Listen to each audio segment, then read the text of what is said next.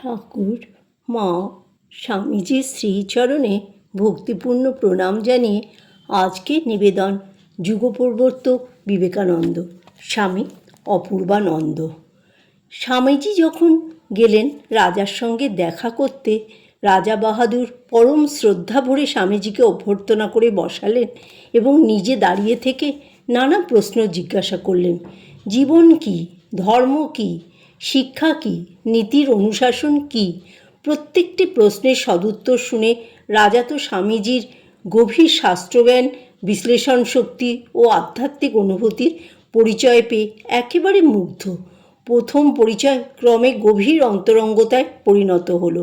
দিনে দিনে তিনি স্বামীজির প্রতি গভীর শ্রদ্ধাসম্পন্ন হয়ে উঠলেন। নানাবিধ আলোচনা হতো।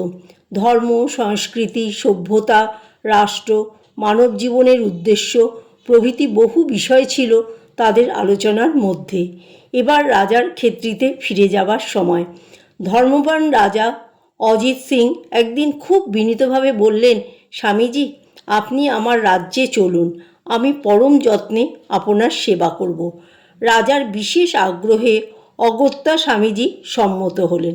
কয়েকদিন পরে রাজা স্বামীজি ও অমাত্যদের সঙ্গে ক্ষেত্রী যাত্রা করলেন। ট্রেন জয়পুর পর্যন্ত, তারপরে 90 মাইল রাজকীয় শকটে যেতে হলো। স্বামীজি ক্ষেত্রীতে কয়েক সপ্তাহ ছিলেন। রাজপ্রাসাদেও তিনি সর্বত্যাগী সন্ন্যাসীর জীবন যাপন করতেন। ক্ষেত্রীর দিনগুলি সাধনা, স্বাধ্যায় ও শিক্ষাদানে পরিপূর্ণ ছিল। অনেক সময় তিনি ধ্যানে অতিবাহিত করতেন। নানা বিষয়ে উপদেশদানও তার দৈনন্দিন কাজের অঙ্গ ছিল। শুধু রাজা নয়, পাত্র, মিত্র, বহু বিশিষ্ট লোক আসতেন তার কাছে উপদেশ প্রার্থী হয়ে। ক্ষেত্রীর রাজা উন্নতমনা ও গুণগ্রাহী ছিলেন। তার সভাতে সংস্কৃত এবং প্রাচ্য ও প্রতীচ্য দর্শনে অভিজ্ঞ অনেক পণ্ডিত ছিলেন। রাজার সভাপণ্ডিত নারায়ণ দাস সমগ্র রাজপুতানার মধ্যে অদ্বিতীয় বৈয়াকরণ। স্বামীজি ওই পণ্ডিতের কাছে পতঞ্জলির মহাভাষ্য অধ্যয়ন করতে লাগলেন। দু একদিনের মধ্যে স্বামীজির অসাধারণ প্রতিভায় মুগ্ধ হয়ে পণ্ডিতজি বললেন, স্বামীজি, আপনার মতো বিদ্যার্থী পাওয়া দুর্লভ। যোগ্য ছাত্র পেয়ে পণ্ডিতজি মহা উৎসাহে পড়াতে লাগলেন। কিন্তু স্বামীজি এমন সব কূট প্রশ্নের অবতারণা করতেন, সেগুলির সমাধান তিনি খুঁজে পেতেন না। রাজা স্বামীজির জীবন দেখে তার প্রতি এতটা শ্রদ্ধাসম্পন্ন হয়েছিলেন যে তাকে গুরুপদে বরণ করলেন। স্বামীজিও রাজার ভক্তি দেখে তাকে শিষ্যরূপে গ্রহণ করেন। ক্ষেত্রীরাজ অপুত্রক ছিলেন। একদিন তিনি স্বামীজির কাছে অতি কাতরভাবে মনের দুঃখ জানিয়ে বললেন, আমি অপুত্রক, আপনি আশীর্বাদ করুন যেন আমার একটি পুত্র সন্তান লাভ হয়। আপনার আশীর্বাদ নিষ্ফল হবে না। রাজার ভক্তি ও কাতরতায় স্বামীজির প্রাণে করুণার সঞ্চার হলো। তিনি আশীর্বাদ করলেন রাজাকে। স্বামীজির আশীর্বাদ নিষ্ফল হয়নি। 2 বৎসরের মধ্যেই রাজা একটি পুত্র সন্তান লাভ করেছিলেন। রাজা গুরুর প্রতি এতটা আকৃষ্ট হয়েছিলেন যে এক মুহূর্ত তাকে ছেড়ে থাকতে পারতেন না।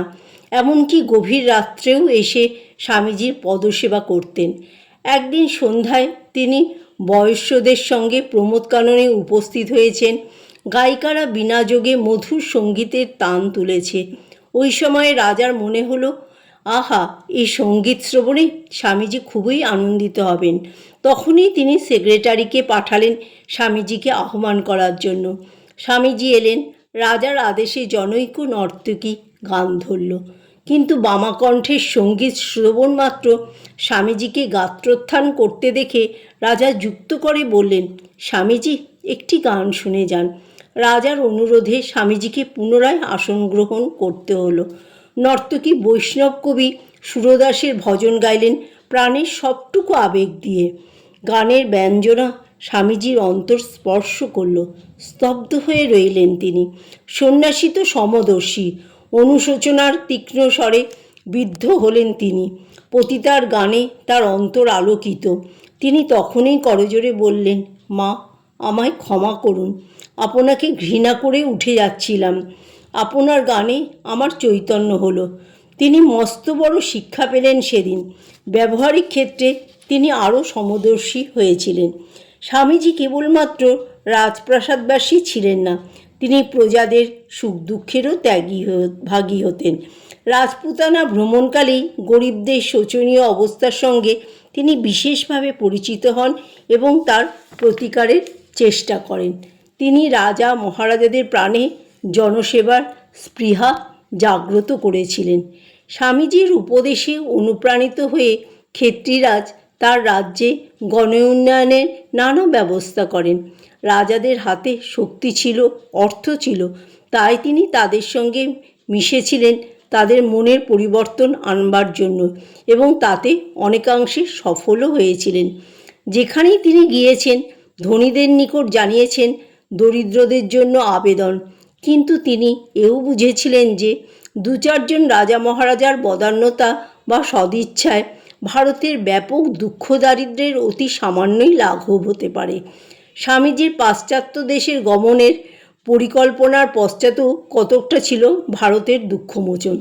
তিনি বলেছিলেন, আমি সমস্ত ভারত ভ্রমণ করেছি, সর্বত্রই জনসাধারণের ভয়াবহ দুঃখ দারিদ্র্য স্বচক্ষে দেখেছি, দেখে আকুল হয়েছি, চোখের জল বাধা মানেনি। এই কারণেই জনসাধারণের মুক্তির অন্যতম উপায় খুঁজতেই আমি এখন আমেরিকায় চলেছি। জয় ঠাকুর, জয় মা, জয় স্বামীজি।